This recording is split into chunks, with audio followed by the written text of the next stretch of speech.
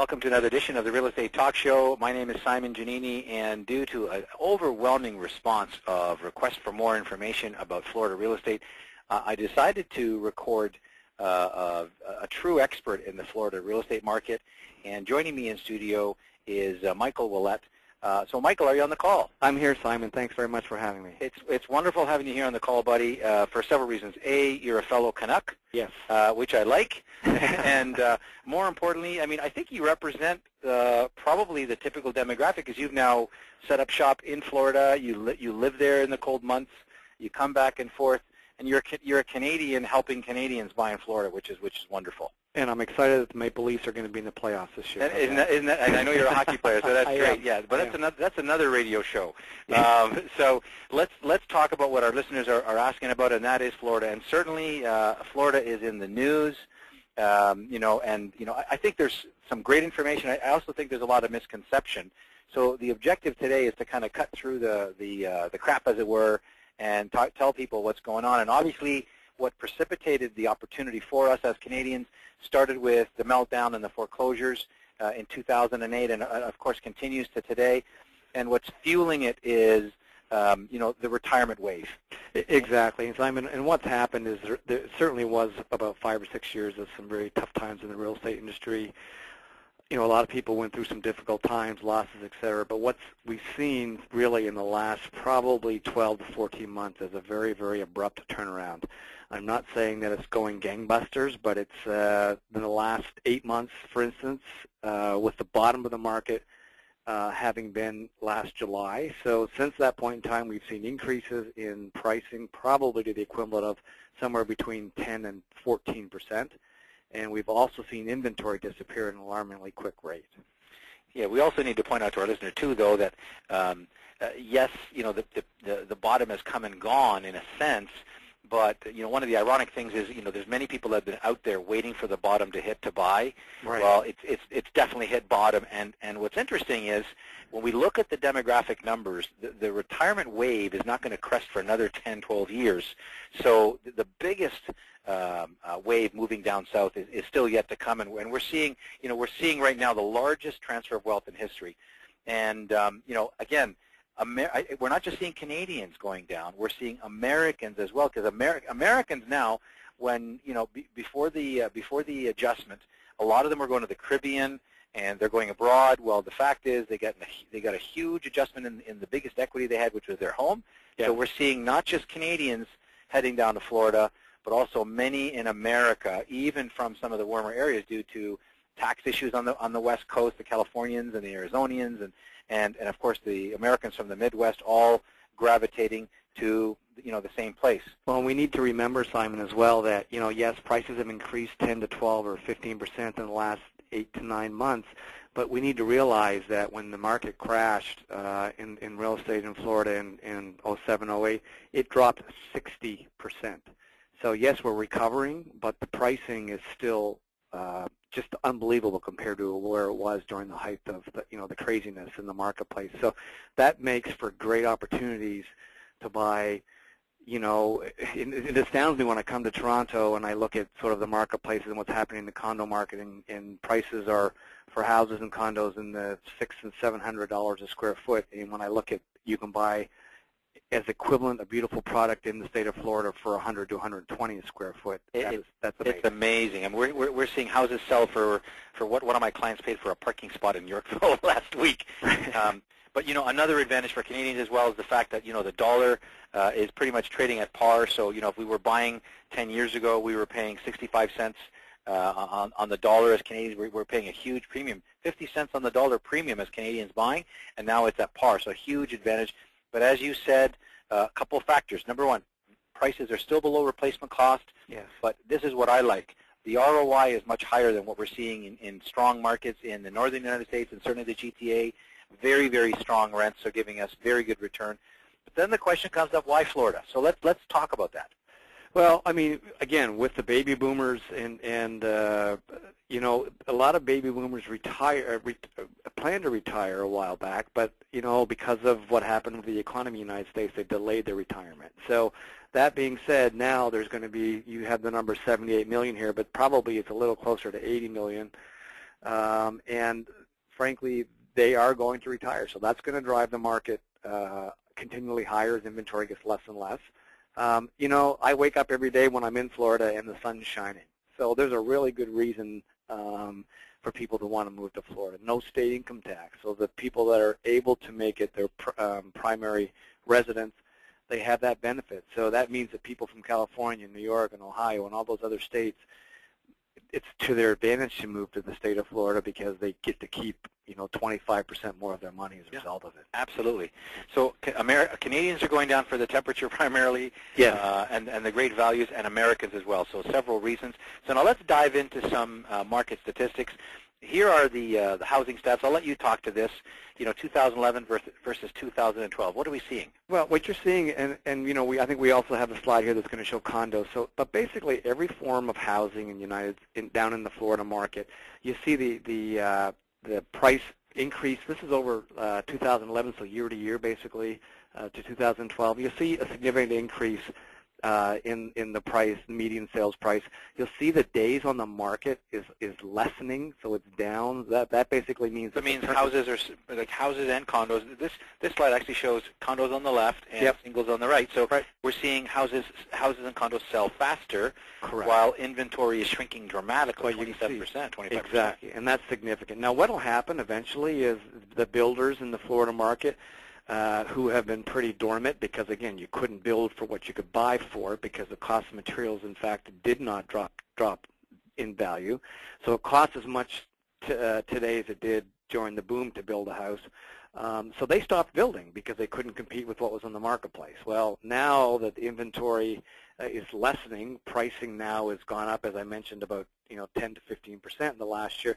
They're busily pulling permits to start building, but there's still going to be probably a 1 to 2 year ramp-up period for them to, buy the land, build the house, get the permits, all those things. So there's still a very good opportunity for people to buy, before the market starts to get saturated with more inventory. Yeah. It's interesting, though. We saw it start to happen in 2011-12, and obviously now year over year we're seeing the same thing. So definitely it's going in the right direction. Here's one I want to talk about a little bit because it shows very dramatically when you compare, from 2007 at the height of the market, when the market was still strong. Yes. 26,000 inventory in Orlando, and now we're down to 8,000. So the old stories about, there's a lot for sale and you can come in and bid 50% of asking, that's gone, hasn't it? That's gone. And I live on the West Coast, Florida, which is actually a pretty popular destination for Canadians because you just simply come down, straight down I-75 and you're on the West Coast of Florida. At one time, we, right after the bust, we actually had approximately 30 to 32 months worth of inventory in the market. So that's very close to 3 years worth of inventory, which means it doesn't turn for a period of 3 years. Mm-hmm. As of last month, there's about 6.1 months of inventory. So you can see that it's been a drastic reduction to what it was really just in the last 5 years. Okay. Well, let's give people actual case studies of specific locations, and for today's interview, we're gonna focus mostly on the West Coast. It seems to be a very popular destination. It is. Let's start with discussion about the Fort Myers area, where you can see is the south western portion. It's on the Gulf side, but can you explain to people there's a little bit of a cutoff where it's the equatorial line, so the temperature changes really dramatically different when you're in that region. No, it does. It's actually right at Sarasota, and everybody's probably pretty familiar with Sarasota because it sort of was the Naples 15 right years over ago. Here, yeah. Uh-huh. And essentially that has at that point you'll see a difference of maybe 7 to 8 to 9 degrees in temperature above that. So in other words, Tampa, which is north of Sarasota, is probably during the winter months in particular about 7 to 8 to 10 degrees cooler than, say, Fort Myers or Naples or Cape Coral. Yeah. So temperature is great, and then let's drill down. So here's the region, and right over here is one example, which is a site called Pelican Preserve. Correct. And it's exactly what you see here, which really, first time I showed this to several clients, they're really shocked to see, wow, this is a beautiful looking home. Right. Priced at half the price of the cheapest townhome in the suburbs of Toronto. Well, and this is new construction. This has never been lived in. So they're busily, as busy as they can possibly be at erecting these new homes and they have inventory starting at $169.90. In a lot of instances, if the home is sort of three-quarters completed, that gives you the ability to add your own preferred finishes in terms of countertops and cabinets and that sort of thing. So this is a gated community Yeah. with a golf course on Yep. the water, and all of the clubhouse stuff that we're talking about. Oh, let's look at the finishes. And It has large pools. It actually has an auditorium that seats 100 people, a movie theater, tennis courts. The golf course is absolutely fabulous. Very forgiving. I know I'm a lousy golfer, and I still manage to stay out of trouble on that golf course. Amazing. And you taught me a new word, Michael, and the word is lanai. Lanai, yes. The Canadians, this looks like a solarium with glass enclosure, but actually this is what we're looking at is the rear deck of one of the homes. Right. And this is a private pool. Yes. And these are just screens, correct? Screens. Not windows. It's not glass. No, it's not glass because it would be too hot. So the screen is there to let the breeze come through, but still, obviously, you have Keep the the view. little nasties out, Yep, the bugs and yep. stuff. Keep the bugs and the little geckos, et cetera, but it lets the breeze through. And it just, again, you still have the beautiful, vistas to, a lot of these homes are on the golf course, a lot of them are on large lakes, and you can, you could lay in your pool on a floaty with a cocktail and enjoy yourself. And I can smoke my cigar and not bother anybody. Sit outside, and it's amazing. It really, really is. So, another popular destination, obviously, is the Tampa region. Right. You say it's a little colder, but it's still pretty nice. Yeah, no, still average temperature probably in the winter months is, I would say, in the mid-70s Fahrenheit, so I'm not sure what that translates. I've been down in the States probably too many years now to remember that, or maybe I'm just too old to be able to convert. But so for Canadians, that's 25 degrees. There you go. Just to remind you, right? There you go. And what's nice, what's nice about the whole Gulf Coast, the whole West Coast, is even in the summer months, people say, I don't want to be in Florida in the summer months, and that's a misnomer because the fact is our average temperature on the West Coast during the summer months is about 89, 90 Fahrenheit. And we have a constant breeze off the Gulf of Mexico. So if you live within 3 or 4 miles of the coastline, you're in very, very comfortable temperatures, even during the summer months. Yeah, it sounds good year round. So here's an example of another project, the Venetian, which is on the Gulf and on the river. A gorgeous-looking clubhouse there on the upper right. Spectacular, yeah. And then, again, same high-end finishes, and in some cases you can actually choose your finishes if it's three-quarters built and so on. Correct. Here's that lanai again. Did I say it? Pronounce it right? You pronounced it correctly. And this one actually has a little hot tub jacuzzi, which is actually pretty interesting. And as you mentioned, I still actually play hockey down in Florida. And believe it or not, 12 months a year I play hockey in Florida. And one of my favorite things is to come home after a hockey game. And you have the ability with this type of setup that you see in this photograph here to actually only heat your hot tub if you want. So it'll heat up to, 95, 100 degrees. And for me, it's about soaking my old tired muscles. Oh, there you go. And you can see, this is a great shot because you can see how close you are to the golf course. There's a golfer. Exactly. Now, I guess the lanai screens are designed to block out golf balls, too. Well, they would. They're protected from getting, although I've actually hit a couple of rooftops, so you're protected, but you're not, you're still going to do, it's not going to help your golf game any. How's that? There you go. Okay, so, as we talk about Florida, a lot of people are familiar with Orlando, and of course, especially those with small kids, myself included, would wonder what about Orlando, because we're close to Disney World and all of the resorts and everything else. I like this because this gives people a sort of an entry-level investment pricing, because now we're talking about a low-rise. We would call it a low-rise condo. You guys call them townhomes. Is that correct? Well, it depends on how the layout is. If there's stairs involved, we can call them a townhouse. If they're an elevator, then we call them low rises. And like that, what you're looking at right there with the pool, that would be a townhouse type of scenario. Yeah. And with their own little private pool for the community, correct? Exactly, and you'll find that any condo complex or townhouse complex typically has its own little facilities with a pool, hot tub, sometimes a couple tennis courts and that sort of thing. So, because living in Florida, frankly, is all about lifestyle. Mm-hmm. I mean, I'm picturing myself. I mean, if you have small kids, You don't always want to have to go off-site to enjoy the weather in the pool. So you basically walk a few steps with your floaties. Yes. You sit down while the kids play in the pool, and away you go. Yep. So let's go down to the nitty-gritty, because a lot of people have the same questions. Yes. And these are some of the questions. So I'm going to fire them at you, Michael. You ready? Yes. So number one, what are the property tax implications for Canadians purchasing Florida real estate? Some Canadians think that we'll actually pay more property tax on the same property because we're Canadians. Is that true? No, and again, that's not true. Property taxes in the state of Florida are set by each individual county. And so if I live in Lee County, which I happen to in the Fort Myers area, if you, Simon, came down and bought the house next to me, by the way, it's for sale, there's an opportunity for you right there. If you bought the house next to me, you're going to pay the exact same tax rate as a Canadian as I do as a U.S. citizen. Okay. So it's the tax rates are the same regardless of what nationality you are. So what about income tax? Do we pay more income tax? Well, the first thing I would recommend is that obviously you speak to your accountant. But reality is that when it comes to income tax, if you would only be charged if you earn rental income. So if you decided to buy that house, Simon, you just wanted you and your family to use it, and you didn't rent it out, then there's no income tax. Right? Okay. None. All right. But if you decided to say, okay, Mike, put this in the rental program for me, and we rent it for January, February, March, and we put $10,000 in your pocket, then that becomes foreign income. So there's a page in your Canadian income tax return, because I, as a Canadian, many years ago, owned property in Florida, and I rented it out. So my income tax return simply had a foreign income earned, and I just claimed that as income as part of my. But at the same time, Simon, you got to remember you have expenses, right? Mm-hmm. You have your association fees, and heck, I used to fly to Florida 2 or 3 times a year to check on my home, and that was a legitimate expense to be able to do that. Oh, and so maybe I stayed a couple extra weeks. What the heck? For sure, absolutely.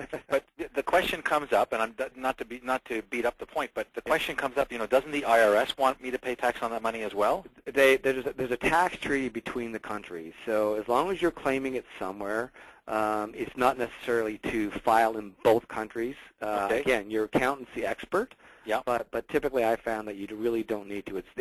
You need to file taxes in the country where you're a resident. Got it. Yeah. So I guess as far as the IRS is concerned, as long as you give them documentation that, hey, I filed the tax return, here's a copy of the return, or something to that effect. Exactly. So I'm guessing we need, sort of cut you off, but I'm guessing we need an accountant that really understands both the IRS requirements and the CRA requirements. And again, that's one of the services that we can certainly help with, Simon, is we have, and we'll talk about this, I think, a little bit later on in our little presentation here, but we have all those contacts. Available. Absolutely, we do. And next, what are the income tax implications when I sell the property, let's say 10 or 20 years from now? Again, it's the same thing. If you earn profit on it, then you're going to have to claim that as an income. And whatever your typical capital gains rate is in Canada is how you would be taxed on that. But let me ask one thing that I'm not even clear on.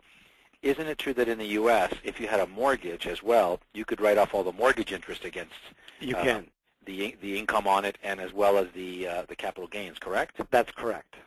Okay, so there's a way to really minimize the tax.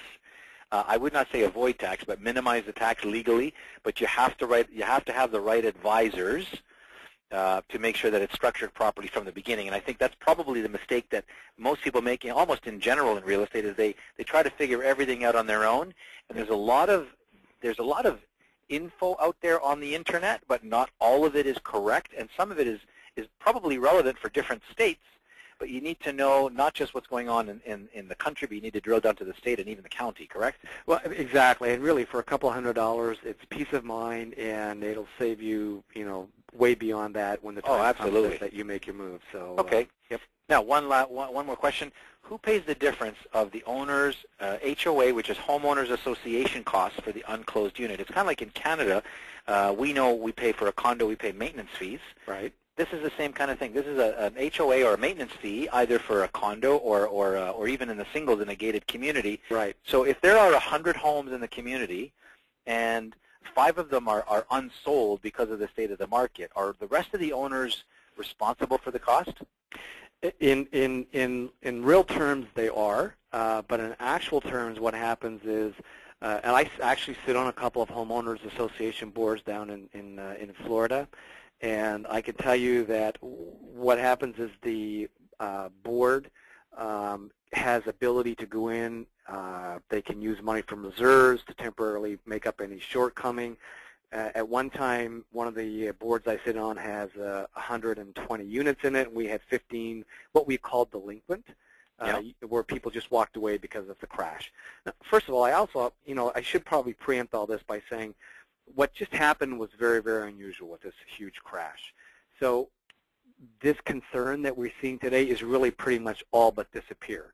But this would be one of the things that we'd want to that we would want to check out, and that you would check out for buyers. Oh, absolutely, because there's full disclosure. When you buy a condominium, it's required by your real estate agent to provide you with the condo documents, a copy of the budget that particular association has, so you can see any shortcomings, any misgivings. But something you should also know is that, if it ever did happen where there was another bad situation, people walked away from homes again, that the banks that take these properties back are in fact responsible for quite a large percentage of the shortcoming of those fees. Wonderful. Okay, so financing. A big question comes up, and there's a misconception that Canadians cannot get financing, and that couldn't be further from the truth. So let's talk about that. Again, even when I was a Canadian and bought my first home down there, there's really sort of three ways to get your place in Florida financed. One of the popular practices is, Canadians, being as a conservative group as we are, and I'll put myself in that group, you can take equity out of your home and go buy for cash. You could, if your home is paid for in Toronto or Ontario, you could actually get a mortgage up here, take the money and go down there and purchase with cash again. Or there are Canadian banks that have offices in the United States, TD, RBC. And then the other avenue is there are absolutely banks in Florida that will lend to Canadians. And you need to have fantastic rates. Yeah, and you need 25% down, and you need to show what you earn in Canada. And they're going to just typically the exact same thing. Same mortgage app. Okay. Yep, it's the same if you're doing it in Canada. We don't have time to talk about it on today's call, but there's even strategies where you can borrow as Canadians. You can borrow against your RSP if you really wanted to. Right. And so in essence, you could use your RSP to invest in the Florida real estate market. So, where there's a will, there's a way, and we can't talk about all strategies, but I just want to put that out there, that it is feasible. So I want to leave people, we don't have a lot of time, Mike, I know we got to let you go, but I want to leave people with two things to act on, and that is follow the smart money. And we're seeing not just individual investors, folks, invest in areas like the Florida market. We're seeing institutional investors. In fact, Warren Buffett, many of you have recognized that name, have heard of this man. He's been known to say with conditions the way they are, he'd buy a couple of 100,000 homes because rates are so low and income is so high. If he needed the money, that's what he'd focus a lot of his investment on right now.